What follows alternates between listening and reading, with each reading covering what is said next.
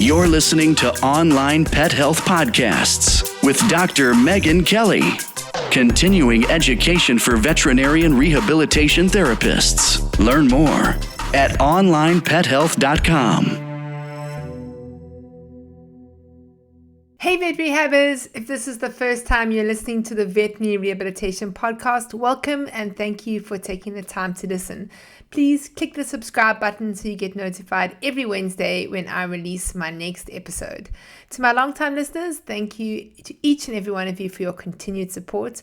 I really do appreciate each and every one of you. Now, if you're looking for an effective way to market your veterinary rehabilitation practice, I've got you covered. So I've created a free PDF guide and it outlines 20 free ways to promote your practice and attract more clients. So in this comprehensive guide, you'll find practical and budget-friendly marketing techniques specifically tailored for you guys, veterinary rehabilitation professionals. Whether you're just starting out or you're looking to expand your practice, these tips will really help you to elevate your visibility and to reach a wider audience. So you can go to onlinepethealth.com/free ways. So say that again, onlinepethealth.com/free ways.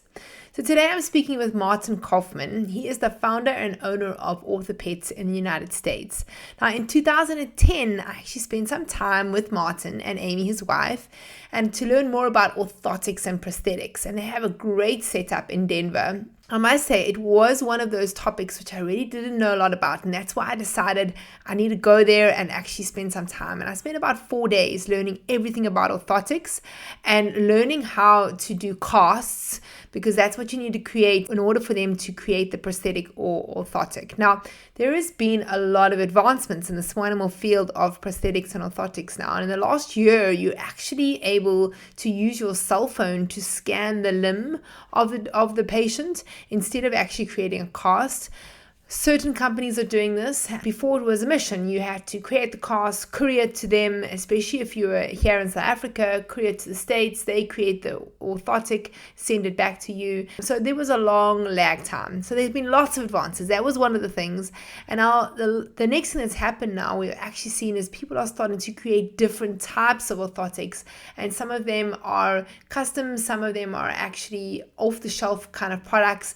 And OrthoPets has developed this new brace called the Paladin. And Martin came online to discuss the thoughts behind it, so how he thought about it, exactly how it works, and about a research project that they're actually busy with. So before we head over to my chat with him, I just want to say a quick word from our sponsors. At Paw Prosper, we believe true pet well-being demands a three-pronged approach, so prevention, support, and rehabilitation. Our brands are trusted by veterinarians, universities, and rehab facilities alike. So whether you're looking to train, rehabilitate, or help your pet age gracefully, their Paw Prosper's brands like Help 'em Up Harness, Fit Paws, Muffin's Halo and Response Systems, they offer effective, innovative, and proven solutions. So if you want to learn more about Paw Prosper, you can go and check out their website, pawprosper.com. All right, over to my chat with Martin. You guys are going to enjoy this one. Hey, Martin, thank you so much for joining me. Great to be here. Thanks for having me. I really appreciate it. Martin, for the listeners, won't you tell them a little bit about yourself? Certainly. I'm Dr. Martin Kaufmann. I'm located here in Denver, Colorado. And my background and my interests really for being here today, I started out in engineering and went on into orthotics and prosthetics for the two-legged friend. And that ended up leading me to a career here with animals. And some other fun things have happened along the way in my career life, but my main focus has always been on building things and helping people and their pets. And that really is a summation of who I am and what I do. Thanks, Martin. Yeah, it's great to have you. We've had you on the podcast before, and we were chatting earlier before we started now, and I can't remember when it was, but it was definitely somewhere in the first 50 or 100. It was really in the early days. So it's great to have you back on here again. So you guys have recently launched a new type of brace, and it's called the Paladin Brace. And I thought it would be great to chat about it, because when you look at the brace, it's sort of very counterintuitive because it's actually a stifle brace, but it doesn't cover anywhere on the stifle at all. That's so correct. Where did this idea come from to create this new brace? Yeah, absolutely.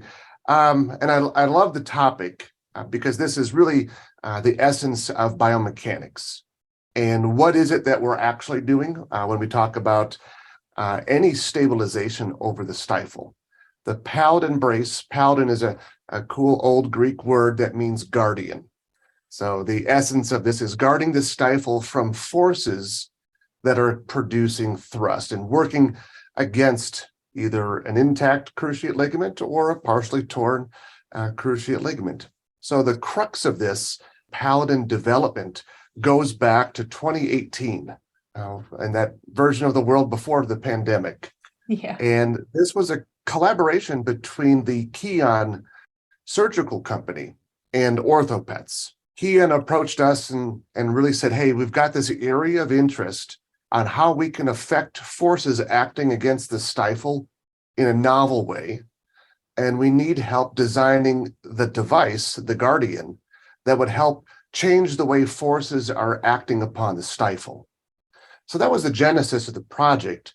But the underlying foundation of the project was actually going back into the literature back in 1972 and 1984, which were the two founding studies that looked at outcomes of conservative management in a non-surgical way for the canine and the feline, and looked at that data set and then followed the literature trail to what we all see today on the debates between TPLO, TTA, etc.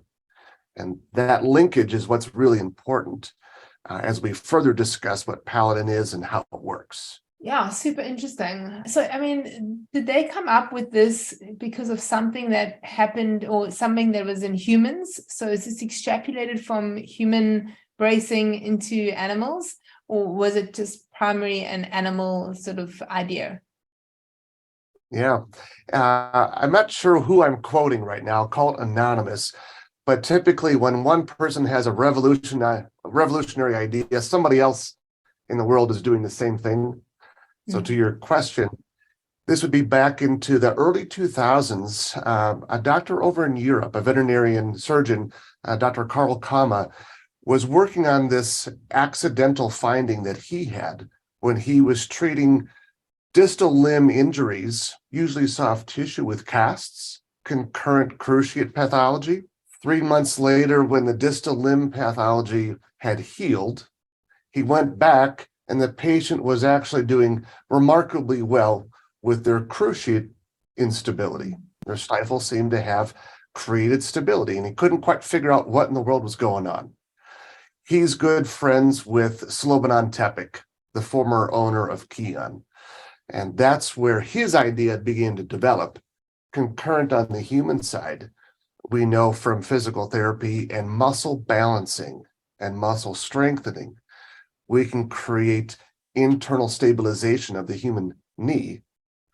And at the same time, dogs with these tarsal immobilization splints and casts were producing a very similar outcome. And that's when Slobodan said, hey, maybe there's something to this and we should research it.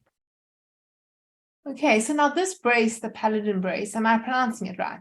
Paladin. Yeah, Paladin. Right? Yeah, that's exactly right.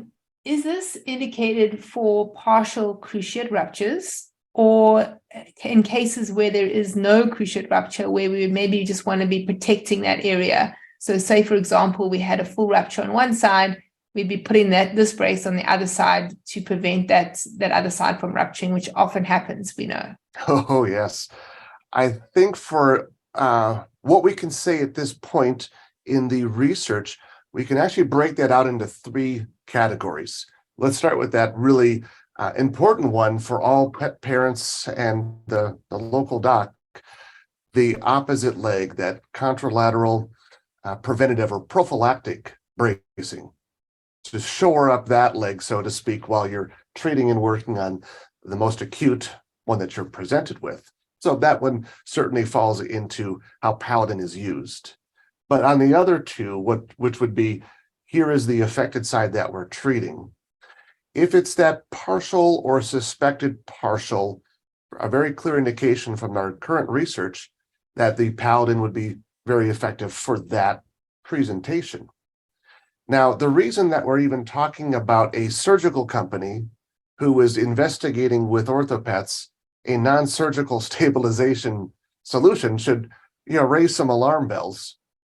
And that focus is, as we all know in the vet community, the shift of the surgical community looking now at different ways on those extracapsular repairs. How can we support the primary care veterinarian with more of these easy to access surgical interventions at a lower cost for pet parents?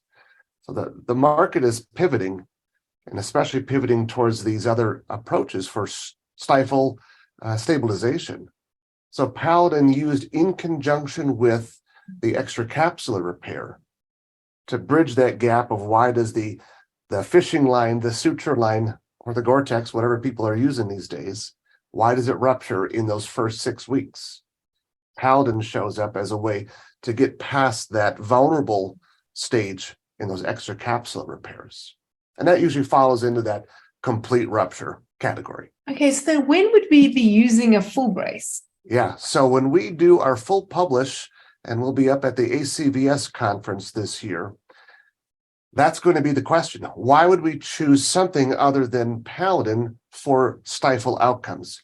And what we can say right now is that when we start to look into congenital deformities or the femoral recurvatum or some alignment that gets us past the normal forces that act against the stifle, then we need to look at more coupling between femur and tibia. If it is not these abnormal conformations, patella alta or baja, maybe the breed disposition or conformation, and then we start to look back at more traditional orthotics, the traditional stifle orthosis. Okay, interesting.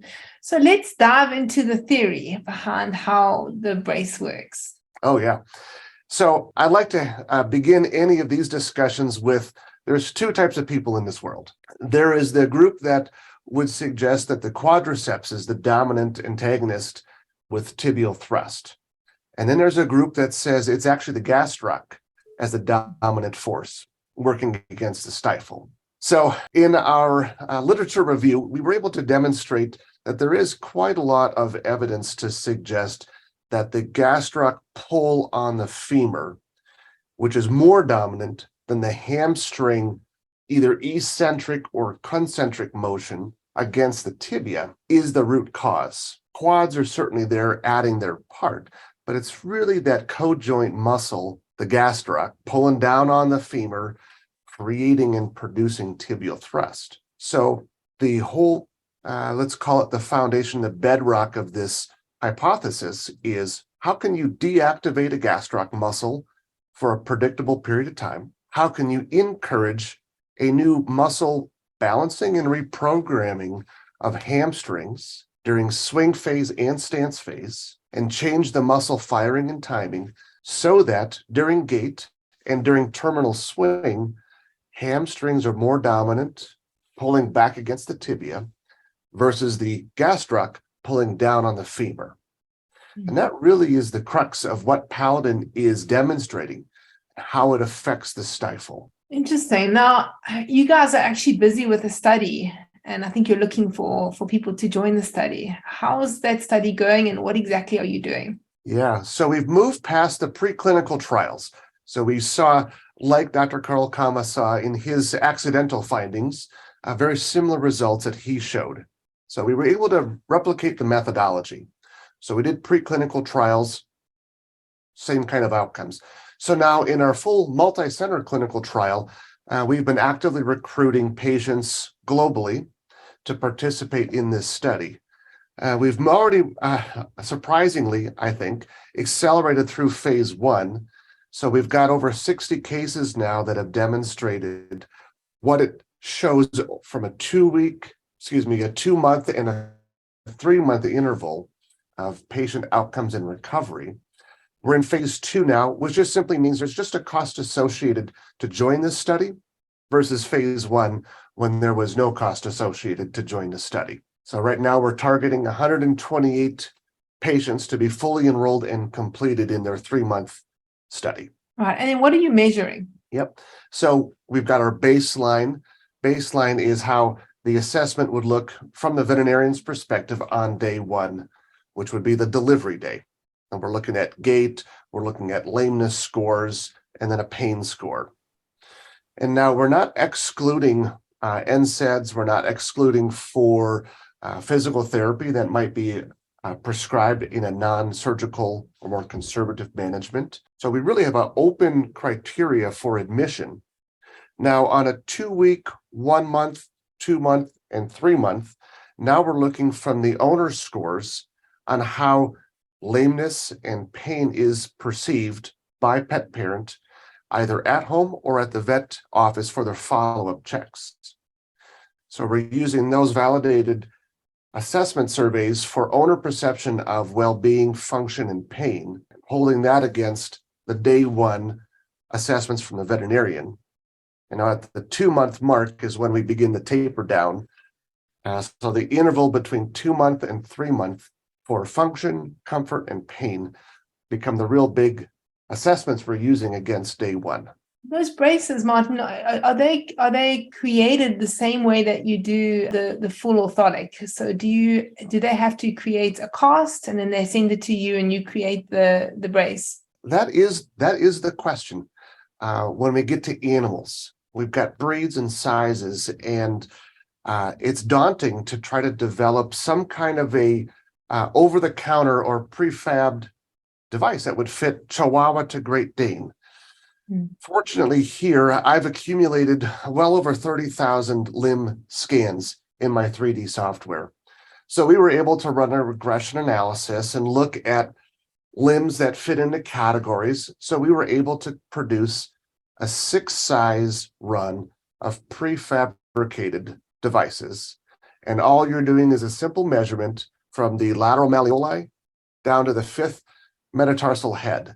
And that puts you in the size. We've used the wood cast material, which means a simple hair dryer or an over-the-counter heat gun can be used just to heat and conform any part of that in a matter of minutes, just because of the ease of the use of the wood cast material. Okay, so it's not the same material as the other orthotics, Yeah. which has got that foam on the inside. So is there, you say that the heat cast material, and then is there a foam layer on the inside, or what cushions the brace? Yeah, because pets have no subcutaneous soft tissue. There's no padding between skin and skeleton down there. So sores are a huge concern. I'll just switch my camera view so we can see what this looks like down here. The traditional rigid plastic with all the foam padding, the usual stuff. That's all the custom work. Here is the wood cast material, which has the strength like fiberglass, but it's just comprised of a biodegradable resin and aspen wood chips. So when you heat it up to 185 degrees Fahrenheit, it becomes soft like Play-Doh. So the nickname we have is cast Play-Doh, because you can heat it up and work it just like Play-Doh. The Paladin, here's an example of the Paladin. We have on the interior lining the material, the wood cast, the replaceable neoprene padding, which has that smooth inner liner, but is also very easy to dry off. And then it's just attached by little Velcro tabs, so you can remove your liner and put in a new one after you've had, maybe a really fun day at the beach. And you're sandy and wet and a little stinky. Just pull it out, put your new one in, wash the other one. Nice. And the study that you've got now, you've obviously got all different breeds and all different sizes. Yeah, and then we even have an exclusive size and shape for the German Shepherd dog. Okay, yeah. With that really flexed tarsal conformation and a very different gait. So we've even got a line specific for German Shepherds. So if somebody has a patient which they'd like to get enrolled in the study, where would they go to get hold of you? Yeah, so we actually have a really usable and informative website, paladin.orthopets.com. And that is both where you would go to look at the information and look at the literature, just get familiar with it. But that's also where you go to enroll a patient. And the cost that's involved, did you say? I see you said you're in phase 2 now, so there is a little bit of a cost? Yeah. So phase 1 was there is no no cost associated. And the caveat in our research is assuming that you complete your surveys. Now, in phase 2, the cost is $200 US, and there's 4 studies that you complete, and that would be your total cost. The treatment time runs 2 months of very strict usage of the device. And then from the 2nd to 3rd month is when we begin that taper, which is returning responsibility solely back to the patient and relying less on external stabilization. Awesome, Martin. Thank you so much for all those details. I think the vet rehabbers out there are going to be really interested. I know that looking at the pictures and seeing them all on social media, everyone has piqued a lot of interest in it. So thank you for sharing all that information, and we look forward to hearing the results of the study. Absolutely. It was a pleasure to bring this out to you today, and we'll look forward to when we get to publish. Awesome. We'll definitely have to get you back on when you publish them so we can hear about all the details. Absolutely. Well, thanks for having me. If you enjoyed this podcast, please hit the subscribe button so you get notified every time I load a new podcast. I'm here every week talking to vet rehab therapists from all over the world about all things vet rehab. A big thanks to our sponsor, Paw Prosper. Their sponsorship allows us to be able to give this podcast to you for free. Please go and check them out. You can go to pawprosper.com. Don't forget to bookmark the next Vet Rehab Summit. It's on Friday the 10th and Saturday the 11th of November. Come and be a part of the world's largest online veterinary rehabilitation conference. It's created specifically for you, the vet rehabber community. Onlinepethealth members, you get VIP complimentary access to the Vet Rehab Summit. For more information and continued education for vet rehabbers, you can go to onlinepethealth.com.